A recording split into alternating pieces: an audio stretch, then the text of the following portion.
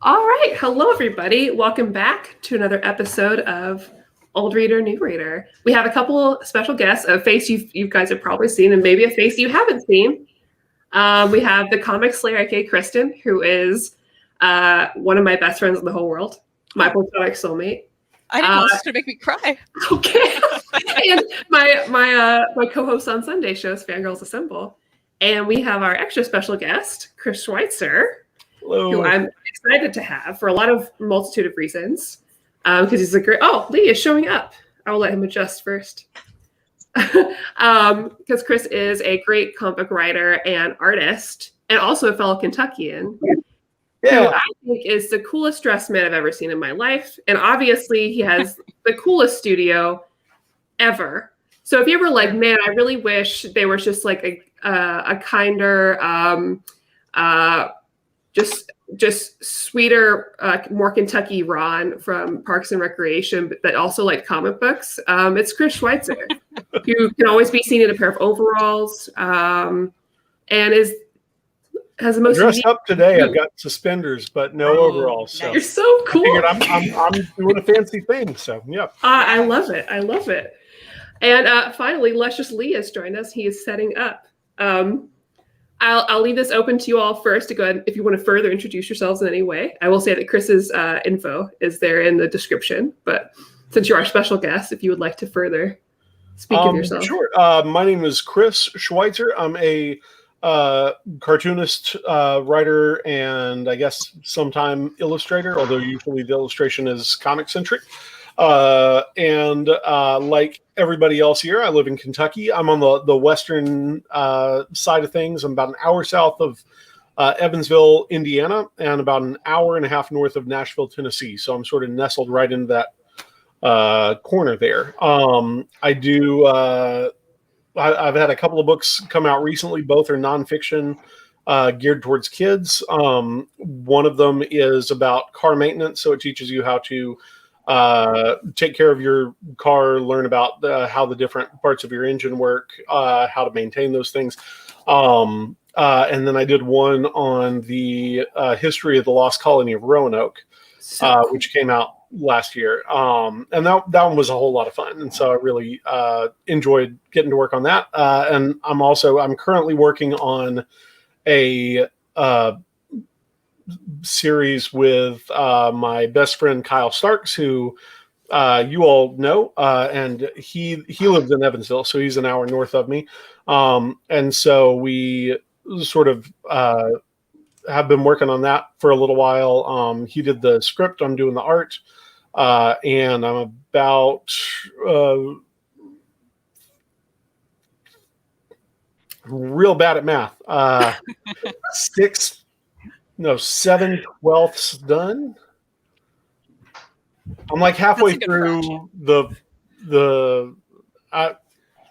it's got a little ways yet to go. So anyway, so I'm working on that, and I make wooden things that I put art on.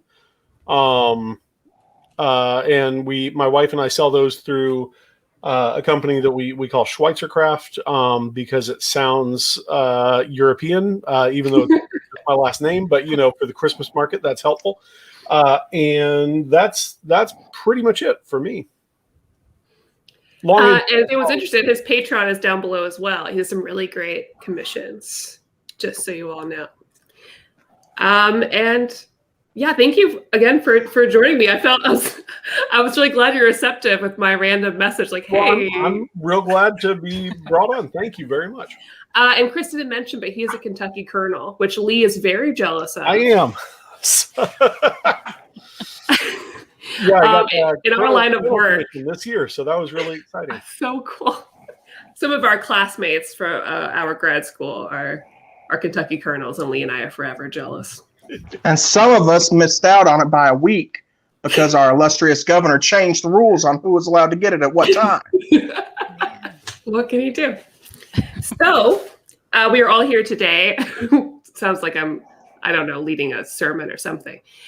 We are gathered here today to discuss Barbarian Lord by Matt Smith. And thanks again to Chris for suggesting this one, because I had never heard of this, but immediately once you said it, I knew this is something I'd probably be really into. So the quickest sort of like, and again, anyone else is willing to jump in, summary I can give of this book is that it's a very like, it's an amalgamation of a lot of things, but if at first glance you could say it's very Conan inspired. You have a main character who is a barbarian, literally Barbarian Lord, that's his name. He is very strong and brutal and witty. He's a great poet. And he is on this quest to serve justice, basically to reclaim his land. And of course has to go through a series of different trials and meet a variety of different people to do that. And you got a very interesting cast of characters who deal with things in ways that maybe you wouldn't always expect. So even if he is bashing in skulls and beating people up, typically there's some nice wordplay between them. And in very He-Man style, there's definitely a couple of characters that have skulls for heads, and that's just okay. That's just how it is. No big deal. So if you like Norse mythology, if you like typical Viking stories, if you like Conan, if you like He-Man, if you just like some good jokes or some great art, I think this is definitely for you.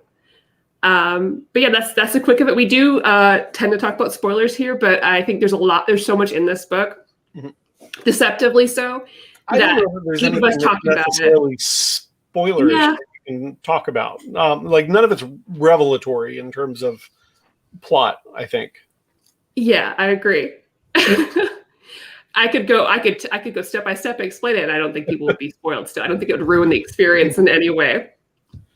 Well, this is the reason that I suggested this one is that this is a book that I have revisited with more frequency than any other in recent years. It came out in 2014, and probably that year or the year after that, one of my editors got in touch with me and said, "Hey, Chris, do you know this cartoonist, Matt Smith?" And I said, "I don't." And he said, "Have you read Barbarian Lord?" And I said, "I haven't." And he's like, "I'm going to send you a copy." And he did. And I read it, and I fell in love with it.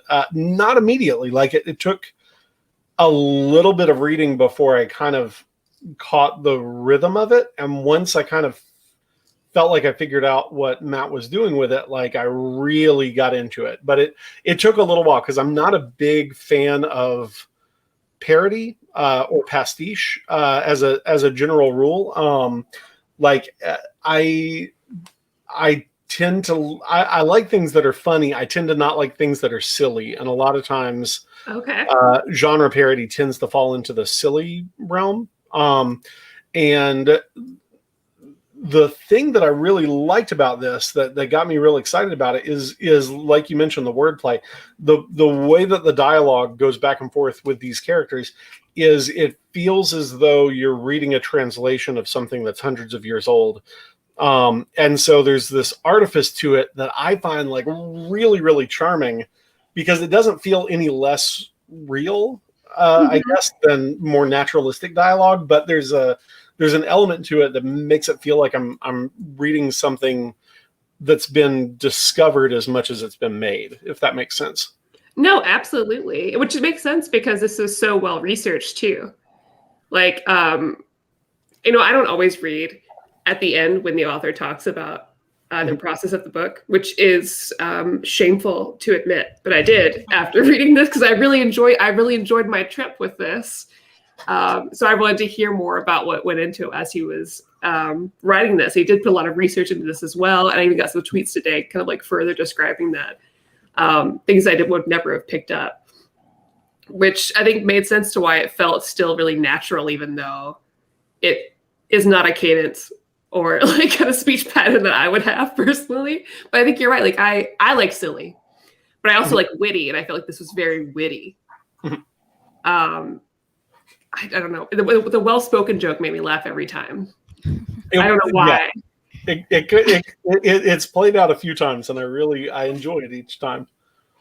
But yeah, there are like each something kind of fun. If you haven't read it, that I really like is basically any character that gets killed is given kind of a chance to give a last line, to have last words. And sometimes that character's head has been lopped off, and the head will say, you are a disagreeable man. Yeah, you are a disagreeable man. I didn't see this coming. Basically, things like that, but said with a little more artistry. And I really there's something really fun about that, and also it kind of takes it makes less mean the acts of violence. In that these characters can have their chest caved in or their arms lopped off or whatever, and the fact that they're able to comment on it takes away some of that sting in a way that I think is really charming. Yeah, because I don't blame Barbarian Lord for doing any of it. It almost feels like a very gentlemanly form of combat, more so than this barbaric slaughtering people. And I don't know if maybe the chat would recognize this, but it reminded me of an adventure game series I love called Curse of Monkey Island, because that's the same amount of just jokes back and forth, including talking skulls. Anyway, sorry, Kristan. Oh no, I love there was so much beheading in this, but it never felt horrific, right? And the way he does his art, here's a head flopping around, but let me highlight you. There's maybe a little bit of blood there. Let's see if we can focus that in. But not much, you know. It felt oddly tame, but very violent at the same time. It was very his art was just so well done in that sense, because he is brutally murdering all these people. But I never felt like I was oh, I could probably hand this to a kid and it'd be all right. I mean, it depends on the kid. You know what I mean? I think so. I feel like it's it's suitable for sort of 10 and up, probably. Yeah. But yeah, it's definitely it's a really, and that's one of the things that I like about it, is that there's a balance to it that I think is that I wouldn't be able to walk. I personally, when I'm working on historical stuff, I have a real tendency to want to delve wholesale into period syntax and sentence structure, and go as David Milch or Charles Portis says, I feel like I can comfortably do. And I do this at the expense of reader comprehension, especially considering some of the books that I'm doing, ostensibly it's for a 9-year-old, but there's it's a sentence with 3 inverted clauses and a bunch of slang that nobody said in 100 years. And that's real dumb. And I'm incredibly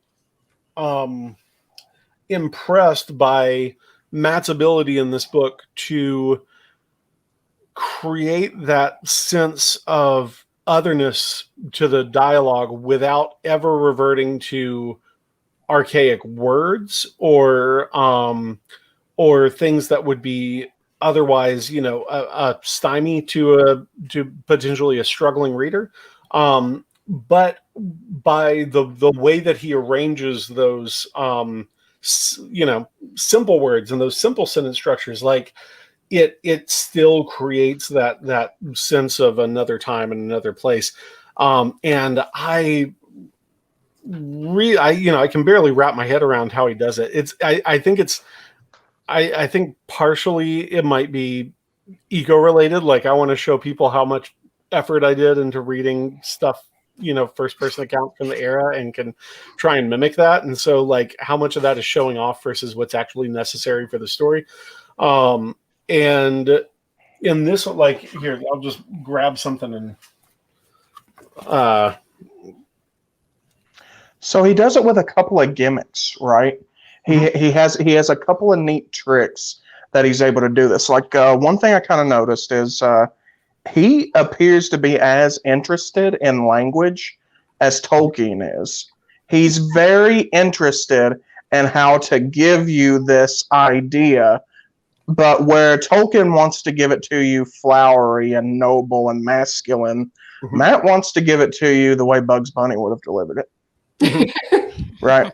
Matt wants to give you this idea in a very cartoony way, and he extends that across the board. One of the reasons the beheadings and the chest crushings don't feel horrific is because he uses that cartoony edge to them. He is balancing tone so flawlessly. Mhm. He's walking such a tightrope here to make sure that this leans perfectly between Calvin and Hobbes and Beowulf, right? That's perfect. Yeah. No, I agree wholeheartedly. I really like there are some bits that I really like, and the like the bird courses. There are a lot of scenes are open and shut with either jays or ravens or different things, sort of giving kind of like an overview from a bird perspective. Basically a more lyrical. Oh boy, we're gonna get some good eating because Barbarian Lord's coming out to hack a bunch of people to death and leave their corpses strewn upon a field. And I really, there are bits where there's a repeat between two of the things, and this is sort of what I think gives it that sense of sort of an old saga poetry. Is he a warrior of valor? Does he seek to rid the dark woods of brigands and thieves? He is not a warrior of valor. He does not seek to rid the dark woods of brigands and thieves. Like there's some of that meter stuff in addition to the internal things that really I think kind of sell that sense of stuff. There's like the rap battle at the end. Like there's so many fun bits throughout, and the adventures are. I'm harping on a lot of the technical components of the language because that's the part that I really enjoy. But the adventures are good adventures, like when he's fighting the ice ghost and the sea dragon and all that stuff like that. They're good action pieces. But if they weren't good action pieces, you wouldn't care because they're still fun to read, I guess. Yeah. Mm. I agree. I mean, I love all the little stories in here. Like, I really love the interaction between him and what we later find out is his actual like god that he worships. Mm-hmm. I got so tickled. It's a dumb way to describe it, but because he has this moment with that. I'm really horrible with names, so I won't remember any names. I'll have to just describe people. That's good. I remember two of the names. Okay, good. And now I'll probably forget them now that I'm thinking about it. But he's traveling with this other man, this other kingdom, who's this very much his opposite, this very cheery fellow who worships this like bird god. And he's like, oh, this is what I worship. He flies above your god, so he must be better. Like, tell me about yours. And he's like, I don't want mine to notice me. It's better if he doesn't. He's like, what's the point of your god? Does he not help you? He's like, no, at the end of my life, I go to him.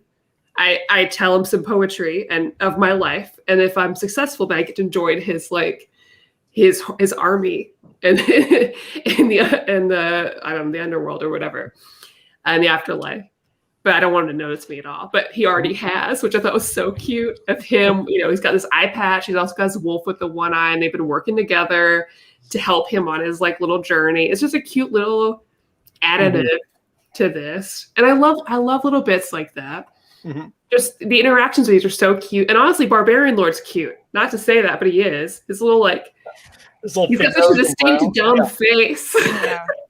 His teeth part in the middle. Yeah, which makes him kind of endearing compared to other people in the story because he's always angry. And yet he's eloquent. Mm-hmm. He comes up, he looks very brutish, and yet he's a poet. And he definitely goes about things in a way you wouldn't expect. He's still very simple, which is very Viking of him. Yeah. I want to get my land back. Like, do you want anything from me? I just want some men to go get my land back. It's like a Robert Parker novel. He's like, I just want my $78,000. The one thing that I'm kind of curious about is it's amazing to me how easily one can. I say easily. I'm sure it's tricky. How effectively and simply Matt is able to make being a good poet part and parcel to masculinity in this book. Like you read through and you're like, oh, what do you got to do? You got to be good at swords. You got to be honorable, and you got to be a good poet. It's like, it's not so. I mean, and that may extend. I haven't read any of the Icelandic sagas. For all I know, that may extend from there. It may have been something that Matt just invented to, give the book flavor. But it's something that I think is really neat in that it introduces a cultural value that we don't necessarily think of as being like a warrior trait. But it's not just like him that does that. Like anytime somebody like puts together a good turn of phrase, like you said, everybody's like, that was well spoken. Like it's that's real neat to me, because I feel like, it showcases the ease with which that sort of thing can be done. And, a lot of times we, culture, sort of in the broader sense of, culturally, we allow ourselves to believe this or that as relates to what a cultural value we place with a particular group of people is. And I like how subtly that can be upended in the proper context. And I don't know if there's any real world lessons that can be taken from that. If you just, you make something that can extend to a wide enough audience, and you're just like, oh, you know what? Everybody who's awesome also really likes dolphins. If you don't like dolphins, you're a chump. Dolphins, America. Like how difficult would it be to make dolphins a thing that like you just culturally accept that everybody loves dolphins or is a bad person? And I bad example, but great that's example. something that I think is really cool there. Yeah, and I think I'm pretty sure the poetry is something that was common in the cultures. I think I read that in the afterword, and I think I also vaguely remember this from Assassin's Creed Valhalla. I'm pretty sure that was a mini game. So you kill people, and there's also poetry. But Nice. That's awesome. But still, like I love that. And I love that that's showcased in here, because I think all warriors should also do poetry. Yeah, Vikings absolutely- and also Japanese samurai. Yes.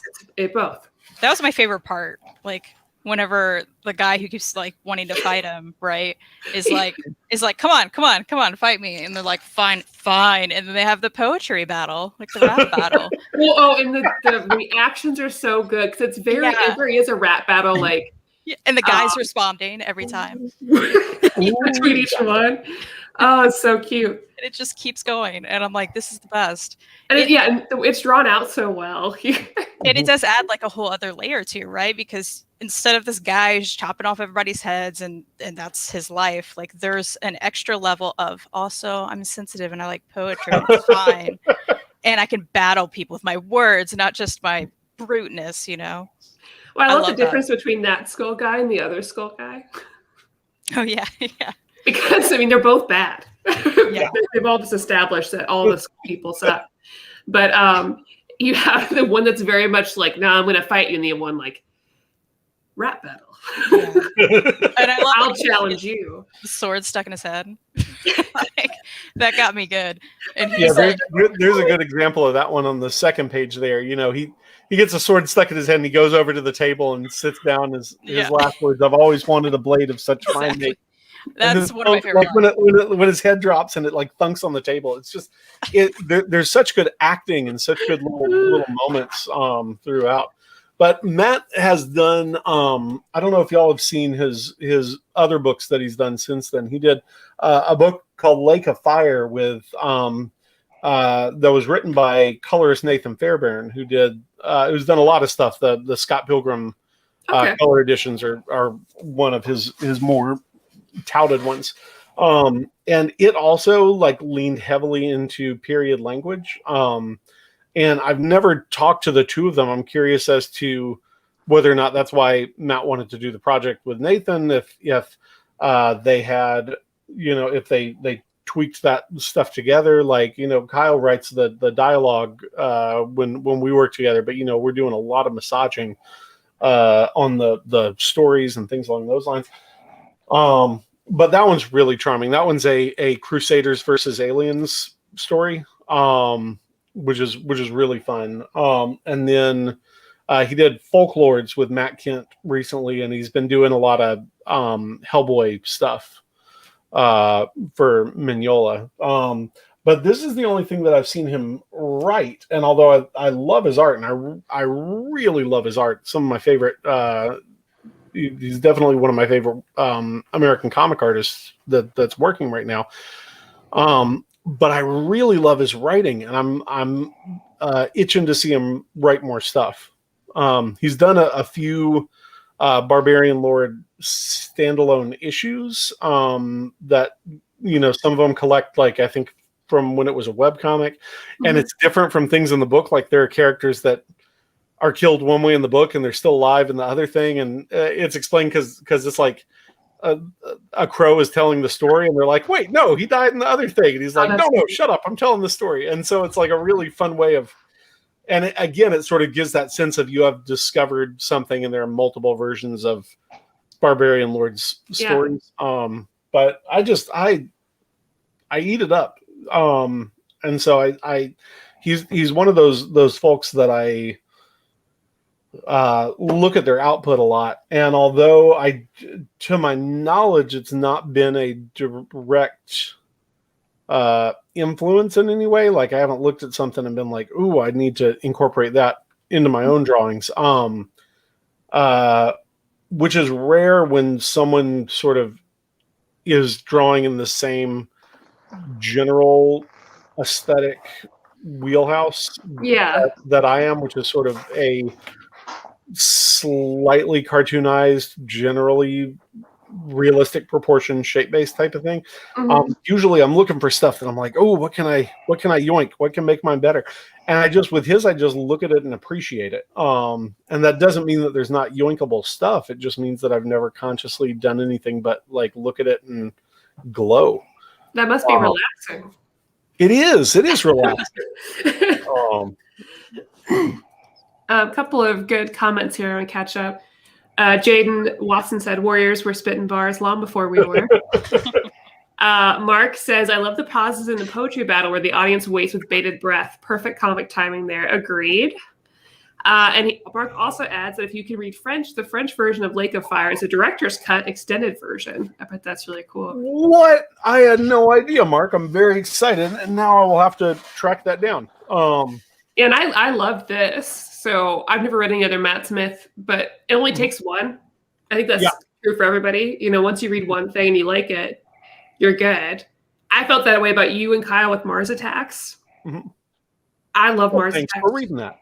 I love it so much. The three of us have talked about Mars Attacks a lot. It's true. I love the art. I love the writing. I think it's great.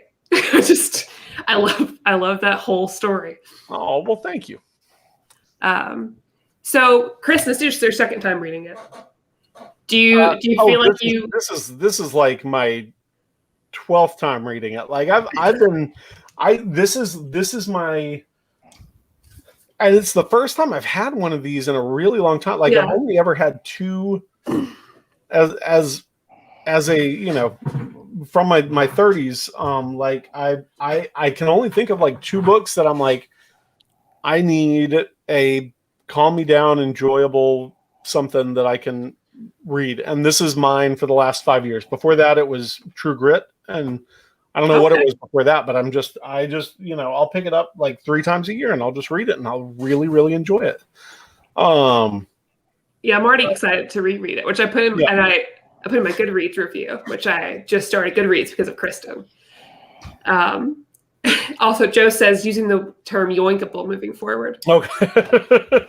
So, Lee, Kristan, I want to hear, what were your initial thoughts about this? I know that, Lee, this is your first time, right? Yeah.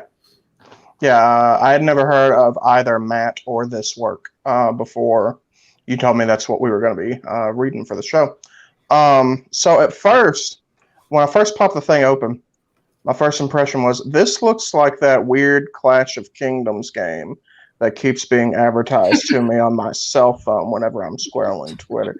And I was like, I don't necessarily know about this. And then like when you're like 5 panels in, you're like, huh, there's like some meat here.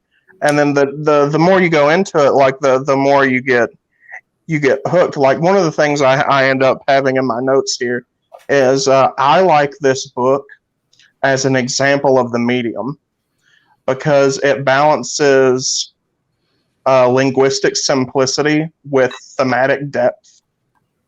It balances a childish, silly aesthetic and a childish humor with a very adult and a very wry and a very worldly wit, right? In the way the poetry and stuff works. And it has this really unique aspect where the art, you wouldn't think that the art would match the theme or that the art would sell the idea so well, but the art here sells the philosophy he's pushing in this book perfectly. It really is like kind of a little miracle of a book. And then the last thing I was going to note is this thing, though, the more you peel back, the more you find, right? Like there's actually like really deep lore and world building to this like goofy little cartoon about this barbarian lord. Like the different locations have like aesthetic cohesion. You can tell when he's in a different land because the people dress differently in different places and the people behave differently in different places. So he swings for the fences in building a world that feels real and lived in and that sells his philosophy. And none of these things are ever at the expense of anything else, right? Mm-hmm. Like that tightrope comment I made earlier, he is balancing everything here. He's balancing his tone. He's balancing his jokes. He's balancing his art. He's balancing the history he wants to get through. And he nails every single bit of it every step of the way. He doesn't miss a beat the whole thing, but it's a perfect book. Jaden says, usually I'm not into literature analysis, but Lee's got me hooked. Agreed. I can listen to Lee talk about anything. Is it the accent? Could be. The thing that you mentioned about the art, feeling like the art wouldn't fit, that's something in general that I think is kind of hard with fantasy as a genre and comics in general. Like it's the stuff that people tend to think of when they think of fantasy comics and saying, oh, I like, XYZ, tends to be, Frazetta stuff or Barry Windsor Smith or things like those lines that kind of have a traditional painter vibe to them, even when they're rendered in line art. And I think it's because, so often, and I think Tolkien's probably the one to look at for being, for lack of a better word, responsible for this, in that a lot of the public perception of fantasy is taken through, and this is kind of similar in the sense that we are reading it in the syntax of the fantasy world. Like we're reading, and the language should be akin to, like, the language of how the story is told should be similar to the way that the characters would speak. Sure. And so, you get that with George R.R. Martin, you get that with this, you get that with Tolkien, you get that with The Witcher, you get it with a lot of stuff. And I think that the difficulty with that is that when we translate that idea to comics, it becomes a problem because we are looking at, comics by and large is a 20th century commercial art aesthetic. It is line-based illustration that's made to repeat, to be reproduced commercially. And so even when the language kind of fits that bill, when we think of, well, what would the art of this world look like? It would look like tapestries. It would look like paintings. It would look like things like that. And so it doesn't usually look good when somebody like, I mentioned George R.R. Martin. There were those Hedge Knight comics a number of years back, and it's I think they were well done, but I think there's an aesthetic disconnect between somebody who sort of draws like a superhero artist doing this medieval jousting book, and I think it's really tough to balance that, and I think you're starting to see some folks who are just kind of like not giving a heck with it, and so you've got Andrew McLean doing Headlopper, you've got some of the Oni Press fantasy things. You've got She-Ra through the lens of Noelle Stevenson and the production team over there.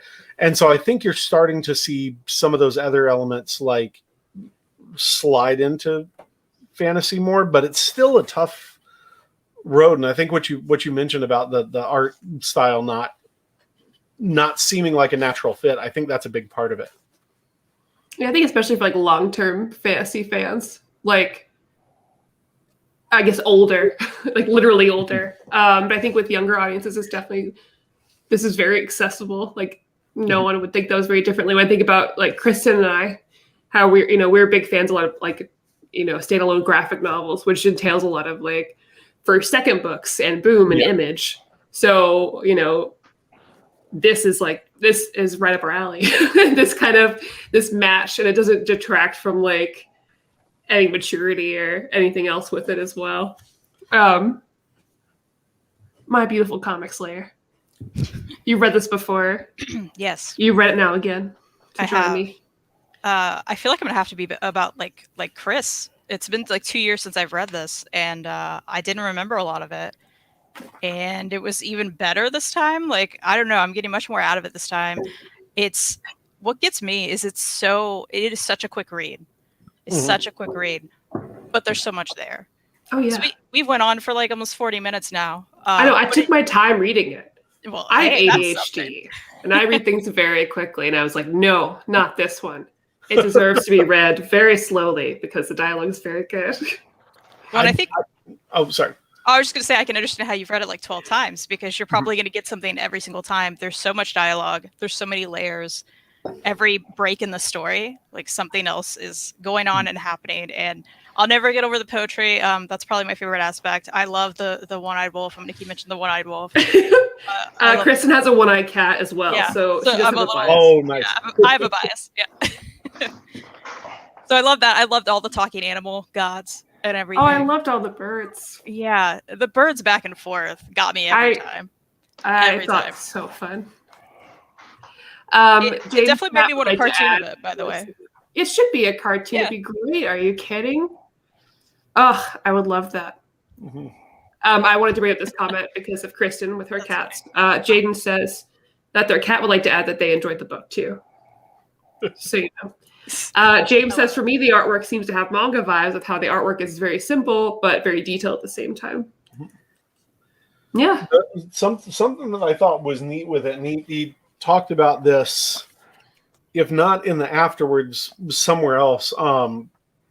So it's interesting to me personally, and I hope me going into me stuff doesn't seem too self-indulgent.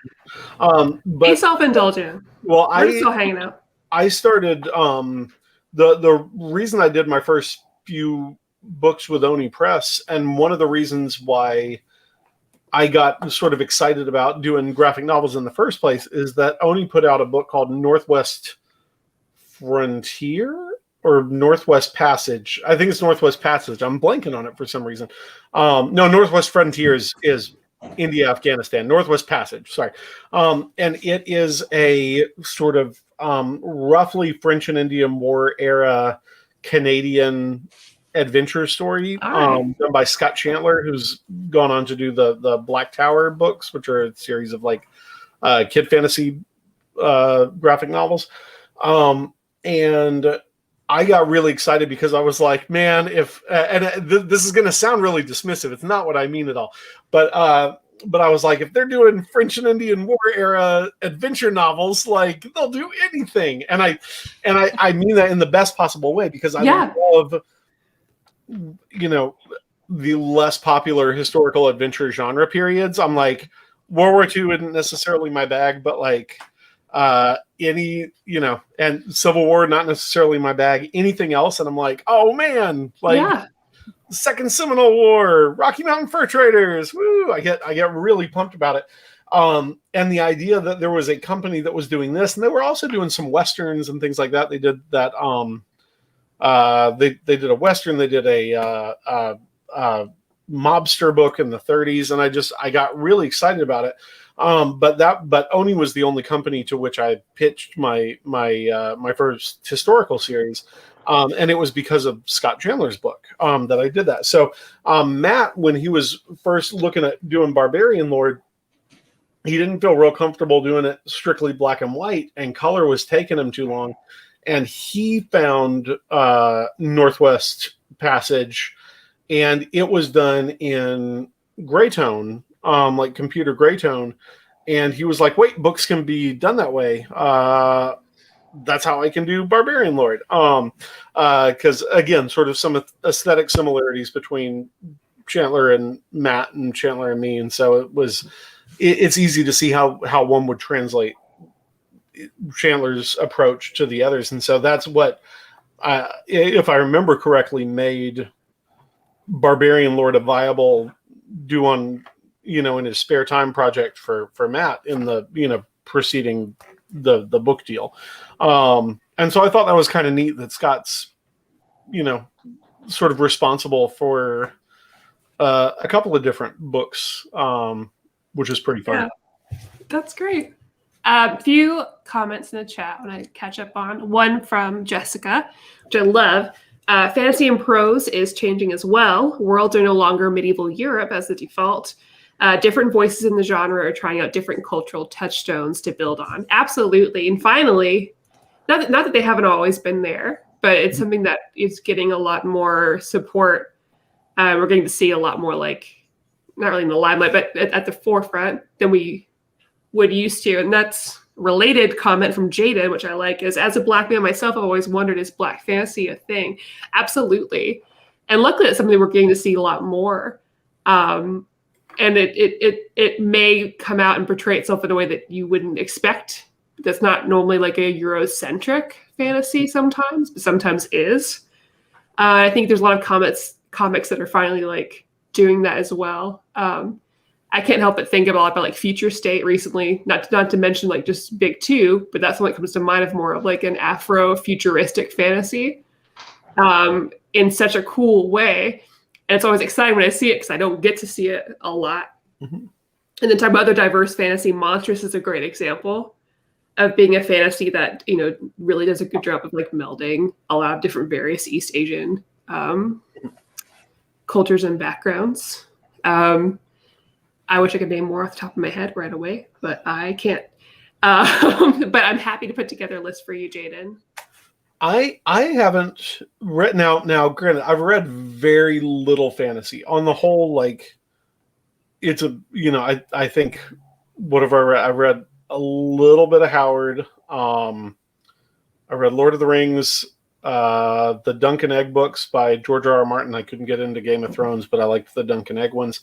The Witcher books, which I just finished, and that's really it. And I'm starting to read some of the Discworld books, but they're a smidge smarmy in tone for my taste. There's sort of a Hitchhiker's Guide self-referential cleverness to it that's kind of tough to take. I started with some anyway, not very many. One that I did read was Solid and Ahmed. I don't know if it's Ahmed or Ahmed. Did a book called Throne of the Crescent Moon, I think. Which wasn't a comic. It was a novel, and I really enjoyed that one. And it sort of played into kind of Persian medievalism for its fantasy building, as opposed to sort of Western European medievalism. I haven't, and again, I'm looking at it as pre-industrial world building for the thing, but I haven't read any fantasy that sort of centers on Black culture that isn't also science fiction oriented. I wonder If And I'm this is sure it must more be out there. Middle Eastern, but whenever I think about Saladin and Ahmed, I always think about Ram V also. I don't know why in my head I always think about the both of them. But you were mentioning, less written about periods of time. Mhm. And have you read These Savage Shores by Ram V? Because I really recommend it. I haven't. Is it a comic? It's a comic. It has some more horror elements, but when I say horror, more like classic horror. Lee, you've read it too, so Yeah. I want to sell it as well. But That's a good way to describe it. Yeah. So the elevator pitch is that it's from a Calcutta Indian point of view. Mhm. And basically the East India Trading Company, in a period that looks a lot like the 1790s, East India Trading Company is actually run by goddamn vampires. And they are coming to India to literally drink the blood of the people. And the folkloric gods and creatures of India fight the bastards back. Okay. It's very cool. I think you'll like it. That's very up my alley. I will check that out. Thank you. These Savage Shores by Ram V. Well, And it was very difficult for me to pronounce out loud. if anybody subsequent to this gets recommendations for sort of Afro fantasy that is more fantasy leaning and less science fiction, because I can think of quite a bit of science fiction-y stuff, but not very much sort of sword and sorcery stuff. And I'd be really keen to read some. So if y'all get recommendations, holler it back to me. Yeah. I just listened to an audiobook called Good Luck Girls. And it's about a group of young black girls who are held as sex slaves in an alternate version of the Wild West. So there's monsters, there's magic, there's spells, there's evil wizards, and it's basically like these young girls like starting a political revolt. So it's like one part Handmaid's Tale, one part Black Panther, one part Deadwood. Okay, that makes me feel better. Once you said Handmaid's Tale, it's like, oh no, sex slaves. But I trust you. So if it's somebody else, I'd be like, I don't know. But it's you, so it's different. No. It doesn't get like edgelordy, and it doesn't use their predicament in like a Gonzo type way or anything. It's very much about the liberation aspect than it is about like the grittiness of what is done to them. Good. Okay, so now that we're getting towards the end, and this is usually time we chat with the chat. Chat with the chat sounds redundant. We usually end. It's tradition to end with a rating before we talk to the chat out of 10, which my husband will eventually comment that he doesn't believe in ratings, and I don't disagree because my ratings are always arbitrary based on how I feel at the end. Maybe a real 10 out of 10 book isn't exactly what my personal 10 out of 10 would be, but there he is. Yep, ratings are dumb. I don't know. I give it a 10 out of 10 because I loved it. So the end. If it's from the standpoint of personal enjoyment, it gets a 10 out of 10 for me. I'm also like I'm like, does a 10 book exist? Can anything get a 10 really? Like, yeah. But this is as close to a 10 out of 10 as I can think. I'm like, can I find something wrong with it? I can. There's some balloon stem placement that I don't like in like 3 panels. Does that knock it back a letter grade? I don't know. Maybe it would if I was teaching. I feel like I was an encouraging teacher, but I was also a real hard grader. Like if I see anything wrong, it goes down because we strive for perfection. But no, I mean it's I give it my the Kristan. Our other two guests are esteemed. Yeah, reviewers. Pure enjoyment. I would say the same. I also feel the same way. Giving any book a 10 out of 10, I'm like, is it? I don't know. I feel weird about that, but enjoyment, of course. I loved it. It was short. It did what it set out to do. I really liked it, and extra points really because I don't always say it, but I would read it again. I can see myself reading it again too, which never happens for me. I'm going to read it again just to find those flaws that Chris notices every time. with with those 3 panels, I'm looking for it. They're I mean, it's real like I've got like the most nitpicky internal ballooning rules that exist. I'm like, you can't have anything between the stem and the head. Like if a hand is here, nope, that doesn't work. Like, is it the back of the head? Nope, that doesn't work. Like there's, things like that. I love it. Nobody else cares. Does the stem point vaguely at the speaker? Yes, it's fine. I don't know. It's just it's one of the things that I really love the challenge of trying to get a balloon placement perfect when it's difficult. And because of that, I'm always like, if I feel like there's anything imperfect with it, then I get nut. Now it sounds like I'm just slagging on Matt's lettering. His lettering is great. He's gonna forget all the nice things we said, and he's only gonna remember that one thing if he watches this. Which maybe he will. His tweet was very nice. Lee, put you on the spot. Yeah. 10 out of 10, or whatever out of 10. Yeah. So I will give it a 10 out of 10, and I will give it a 10 out of 10 unabashedly. I am perfectly fine giving a work a 10 out of 10, a perfect score, despite or even because of flaws. It doesn't matter a damn to me if I find a typo in something, or if I find a balloon out of place or something. If I like a book, I like a book. And a lot of times, Maddie, you know this about me, some of my favorite movies are some of the worst movies ever made, objectively. My favorite movies are not, they're not like, I don't know, they're not like the best. They're not going to be on a top 100. Yeah, sure. So I'm kind of infamous on this channel. My favorite movie of all time. Is it a masterpiece? Absolutely not. Is it my comfort film? Yes. Yeah. So Chris, I'm kind of infamous on this channel because I jump in and I'm like, the best Batman films are the Joel Schumacher Batman films. And there's no way to dispute this.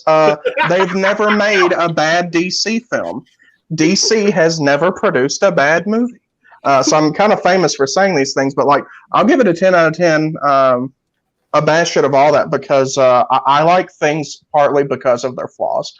Nothing makes me happier when an artist absolutely swings for the goddamn fences, even if they miss. I would way rather watch an artist swing for the fence and miss than I would watch an artist take a safe shot and make it every time. Well, like art with character. There's a reason why Kristan and I both really like Jeff Lemire's art. A lot of people want to fight us about it. Oh my gosh. But I think I love it. I love it. But I like things feel real and raw, and there's a reason why I don't know, when things feel vaguely Southern, I tend to like them too.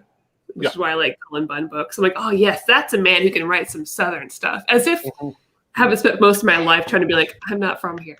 And now I'm like, no, Kentucky. Bread. Or thoroughbred.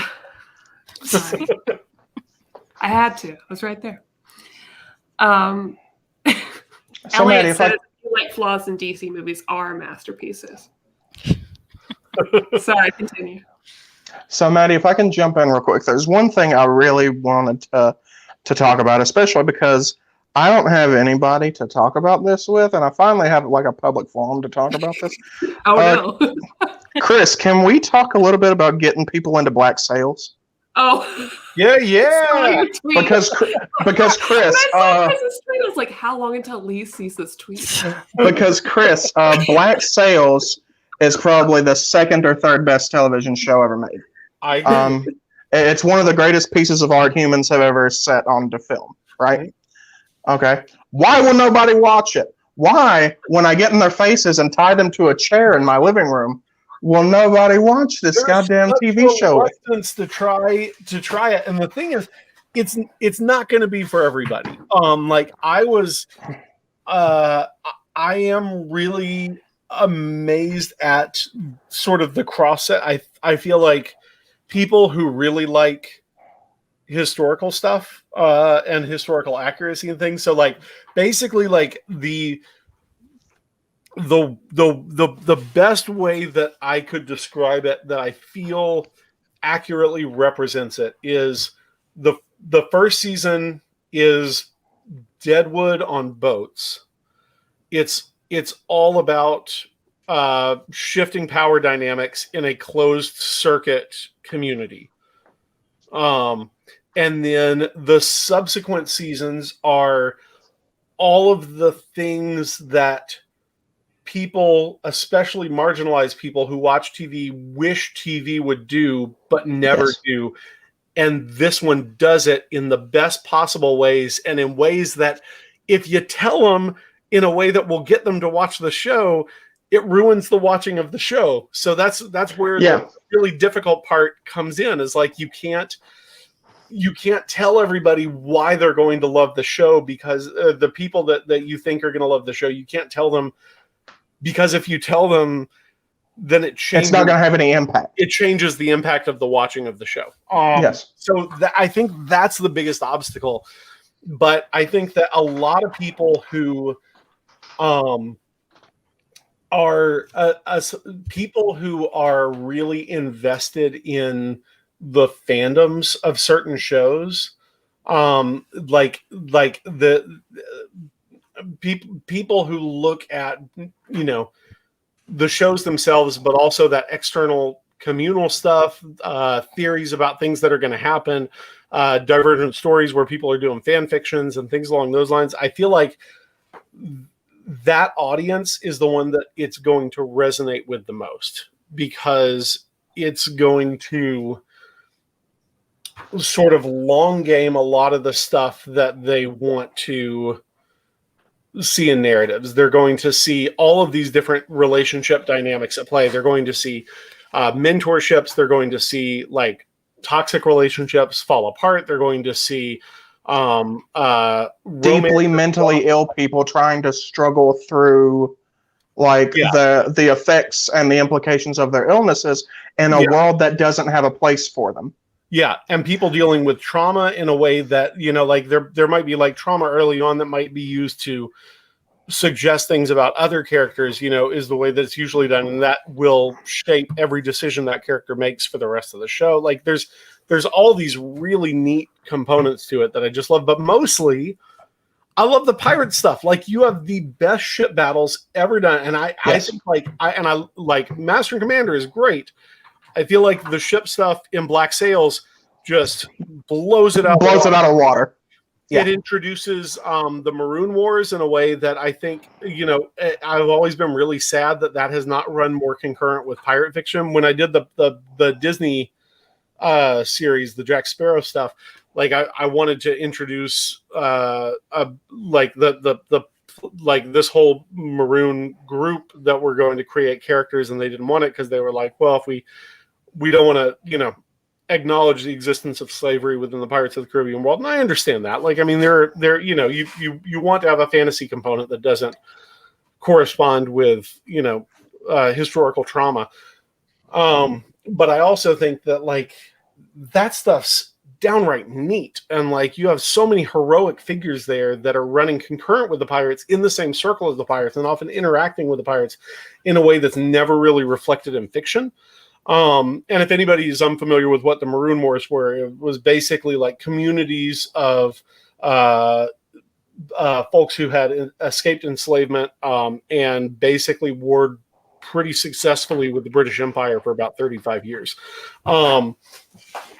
Anyway, so that's a part of it. And like there's so much good stuff, and the characters. Oh, I love it all. The thing that really bugged me at the onset was everybody in it was too good looking at the start. Like everybody's so hot. Like everybody's so hot. So aggressively hot. It's like unbelievable. And I'm like, I can't get into this. Cause like I like the Deadwood mode where like even Kristen Bell is ugly as heck because she's pretty in the context of the period. And nobody's pretty in the context of the 1890s. 15s are going to be even worse, and yet everybody there is just too stupid. Maddie, how many times have I shared that picture of you of Charles Vane with the dreadlocks smoking the cigar? I share that picture to Maddie like twice a week. He's like a human panther. I don't understand it, but yeah. So, Chris, what really solidified this for me on the show was at one point I was sitting here thinking, like, do I just think these actors are hot, or is this something to the show? And this was before I got to like season late 2, early 3, right? I like that you're like, I'm invested because this is hot. And I was like, yes, 100%. The biggest obstacle to me enjoying this show. So I'm thinking, like, do I just like this because these people are hot, or is there something here? And I read a interview with that actor, and he was like, what got me into the character of Charles Vane, what made me understand who he was, and I said this to the writers, and the writers were like, yes, exactly, is Charles Vane is the first American. Philosophically, Charles Vane is the first that's philosophical American, and it clicked for me. That's what this show is. It's the frontiersman, like stick in your eye mentality. Yeah. Right. But yes, so I hawk for Black Sails like it's my daytime job, and I don't think I've had a single convert yet. Is that the aggression? Coming up? Is that what's up? It could be. I really don't know what the thing. The first episode, I can see. I don't get the reference, but I can see that the first episode could potentially be off-putting to people because it feels very overproduced and like everything's sexy and violent and things like that in a way that I think was very clearly designed to placate the execs. And as soon as that was done, like episode 2, it finds its stride. And that's not to say episode 1 doesn't have good stuff in it, like it does, but I think that the tone kind of shifts a little bit. And so I know some folks that started it and were like, not really for me. And I can get that. It kind of has that like that Spartacus Banshee vibe going for it Sure. right off the bat. And I think it very quickly shifts from that. But one of the things that I really like is how amazingly well the writers play with the dynamics of the characters and keeping them consistent, but producing situations in which that consistency creates entirely new things. So like you mentioned Charles Vane.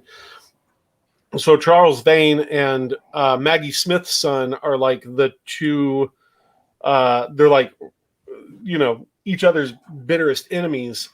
And then there's a thing where something happens to Maggie Smith's son, and the Charles Vane character is like, oh, well, now we've got to throw away everything we've just worked for and rescue him. And they're like, why? And he's like, because it's ideologically consistent with my character, and these are my reasons. And it absolutely fits, and it creates these ever-moving and ever-shifting mechanical dynamics that are just like so compelling to watch. And I just dig it. I dig it so much. Hilarious. Thank this you. whole back and forth for a lot of reasons. One, Kristan's never heard of it before just now, which is great. No. And I just love messaged Maddie. I'm like, I don't know. I love that James brought up One Piece because Hot gay pirates. Okay, I'll watch the way that. that you two talk about Black Sails is how I talk about One Piece to everyone, which also has pirates. It's also very difficult to get people into. And you just made me read, so maybe now I need to watch Black Sails. Well, now we have to watch Black Sails together. I heard it's gay, so let's do it. that's my reason. I like pirates. Now I have to. Because you two are so excited. Josh Greathouse also says, I also like that there's more excitement of Black Sails in this comic. But see, the reason why we had to extend the comic enthusiasm for 40 minutes. Yeah. We had to condense a conversation about the TV show to the end of the show. They've got some like obvious love constipation for this show because they don't have enough people with which to talk No one will about talk to it. me about it. So the thing is, everybody's gonna have watched it like 5 years from now. Like something big will happen. Somebody in a position of whatever influence is going to discuss it or write a paper about it or something like that, and then everybody's going to watch it and it'll be the big thing. But like y'all can get it on the ground floor Hey, I'm the second convinced. floor. It's I'm in. it's over, but still. I started watching it because I was at New York Comic Con, or maybe San Diego Comic Con. I bet it was San Diego, and there was a Black Sails booth that had nothing to it. It was basically like a sort of roughly made model ship that was like real big that had black sails, and it just said Black Sails coming, 2014 or whenever it was. And I was like, I wonder if that's a pirate thing. I'm going to keep my eyes open for it. And so when it aired, I was ready for it, and I was like, real pumped. Because at that time I was doing a lot of pirate stuff. I wrote a pirate book, and then I did the Disney Pirate series, and I did that Pirate Port playset. Yeah, I'm a big pirate enthusiast. Man, when COVID's another thing, you got to come up here. Go to a drunken sailor show with me. What's a drunken sailor show? So I have these friends. Are you in Lexington or Louisville? I am or Lexington adjacent. I will not share my location. But there is a pirate duo here, a music duo named Drunk and Sailor. They perform in Louisville as well. They're close friends of mine, and they do shanties and the like, and a great time. Interactive shows. All right, good. You will be invited. Yeah. You'll love it. All right. It's wonderful. They're wonderful. They perform at the Ren Fair here too. They're great. Okay. Wait, there's a Ren Fair there? Yeah, like a little bit north. It's the Highland Renaissance Fair. Well, I will keep that in mind too. Yeah, I'd like to go. I've only ever been to two, and I really enjoyed both of them. I went to one when I was like 9, and I went to one when I was like 21. Okay. I always go for my birthday. You gotta come. You can stay with us. Well, give me a holler whenever it's happening and whenever people are back to normal. We've got extra drinking horns. You'll be good company. We have so many drinking horns. All right, so we're getting close to time, but I've had so much fun. This is great. Chris, if you ever want to come hang out again, I think we'd love to have you. I think this is a great dynamic, honestly. Well, I really appreciate it. Thank you so much. Great. I don't want to make this. I feel like we could make it an entire Black Sails-centric episode, because at that point, y'all will have watched it. Maybe we have to. We can come back. At this point, make a whole new channel dedicated to Black Sails.